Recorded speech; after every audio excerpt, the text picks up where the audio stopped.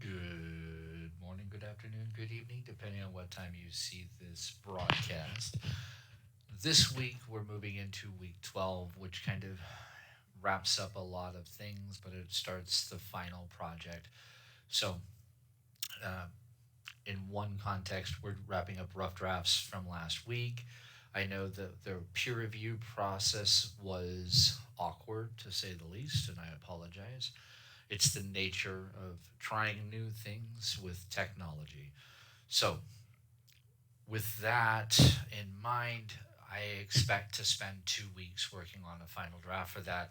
You will notice that on Module 12 under agendas, it says that the final drafts for the review is now due November 29th, which is a Monday.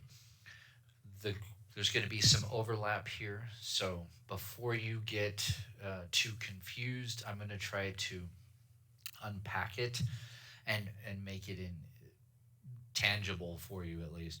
So this week, the presentation that we're talking in right now will cover this sort of little mini exercise I'm going to wedge in, which is a phenomenological analysis. It sounds really fancy, but if you give me a moment, I'll explain it and it'll make a whole lot of sense, hopefully. So, there are two readings associated with this week's assignment. Let's call it alternatively an opinion piece, because if the goal for the final is for you to write an analytical conclusion to this big paper you've been writing all semester long, if it all scaffolds to this culmination of an argument paper, then I want to be able to have you identify where your opinion is coming into play and where a logical, rhetorical appeal is being made. And so instead of just forcing you into the logical, rhetorical appeal, I'm going to first let you have an opinion piece exercise happen this week where we will write a simple paper. It will be one page, it will have an outline. We'll look at the assignment in a minute, and it will have a very simple 5 to 10 sentence conclusion, but it will be exclusively opinion based. And the way we'll make that happen is by using the readings. So the one that I'm showing you right now is a little low key. I'm not super fun. It's super fun looking, but it just doesn't feel like college level. But I do like the word choices on it. So you can use either this one or this one. They both say similar things. This one's a lot more expansive, but if you're looking for a quick, I just need to look at it and understand, this one's fine. You'll see that they cover a lot of the same things. So when you're doing the assignment that I'm going to click on right here, you will see, ooh, there's the final. It's not up yet, but you'll see this assignment. And what it says is the phenomenological assignment guidelines. For this assignment, I want you to create an outline and a one-page conclusion to your topic you have researched for this term. However, I want you to take this from a different angle that would be accepted in the academic world. Um, I've told you guys many times over the last 12 weeks that in the college setting, in the university setting, in academia, however you want to frame that, that the value of a reference is based off their expertise, and their expertise is based off their credentials or what we can vet. Um, and this is why opinions are always relegated to the back corner of conversations. They don't really hold value. They're much like fiction or narratives.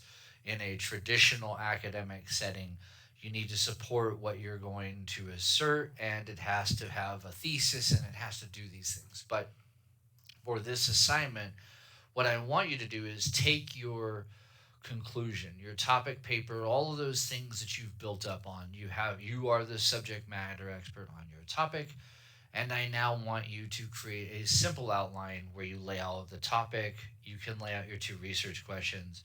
You can identify supporting information, the three references, and then a conclusion. It sounds simple, but I want you to plug in those small pieces of information into the outline from your topic into that outline. And then after that, I want you to return down a few lines, put a few spaces, and then within that same document, produce and write a 5 to 10 sentence paragraph for your conclusion only. This is not for you to rewrite the entire paper. This is simply to say, I know the argument I'm going to make, but I want you to get what we would call the knee jerk reactions out of the way. So, for this conclusion, I want you to not use logical conclusions based off the references to your resources, but instead I want you to come from an opinion based conclusion that relies on your own experiences to flesh out that conclusion. And I want you to use sentences that start with these phrases. These express opinion and they tell the reader that you're making an opinion. And this is a very simple assignment. The goal here is for you to sort of see what you are saying and understand whether it's an opinion or whether it's a valid fact.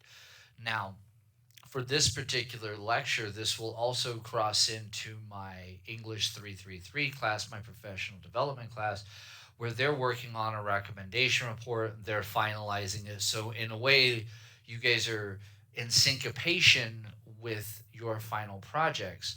So, if you're listening to this and you're in my English 333 class and you're saying, we're not working on a lit review, consider the lit review your recommendation report. They will have the same deadlines.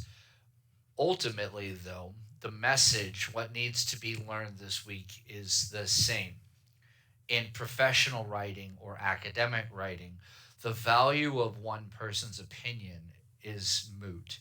But we still feel like we use these key words. I believe, I suppose, according to me, in my opinion, in my view, I think, I feel, from my view, from my point of view, my impression. You see it on this list, all these different words.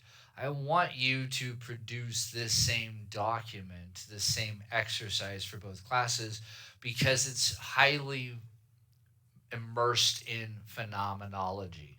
Now, you'll remember back to the beginning of the course where I sort of explained that the root of phenomenology is just the science of experience.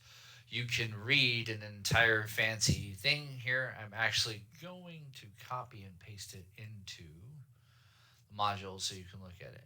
You do not need to read this article. It's just there as supporting details. So if you're asking yourself again, what did I mention when I was talking about phenomenology? I just want you to understand the principle of it, not necessarily become a subject matter expert in it. So I've now posted in there. By the way, you're going to have to right click after you highlight and go Control and Control C and Control V, and boom, there it is. Okay, so if you're trying to figure out why there's not an actual link there, it's because I didn't link it. I simply copy and pasted in the link so you can have access to it. So, when reading this document, I really want you to understand this very first type. When I'm telling you to do, has it has a space in academia. It's a weird place. It's phenomenology, but it focuses on these four main characteristics: descriptive, reductive, essence, and intentionality. And if you read just this part, you'll kind of get why it's important to the conversation of whether we're putting an opinion, which is subjective, or if we're making an objective statement about the experiences, right? So you have become the subject matter experts. You should be able to draw on your topic and really dial in the connection between why you picked it, what your purpose was when you started out, and now is that time to get the opinion part out of the conversation so that next week when we do the full final, which will be the conclusion, the argument paper written in a Rogerian format, which we'll discuss next week as well, you will be in a position to be able to at least look and go, okay, I understand where these points are reflective of my opinion, not the data I have gathered. So that's kind of the goal for this week.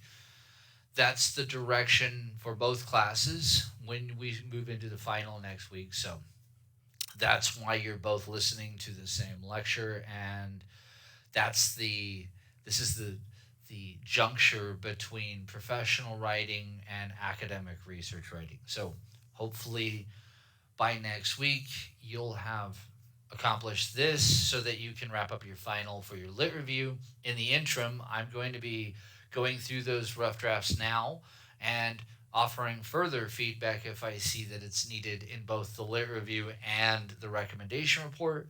And that will move you into the last 4 weeks, three of which we will be wrapping up big writing projects, the finales for both classes, and that'll be it. So, with that said, I hope that you all have a good week.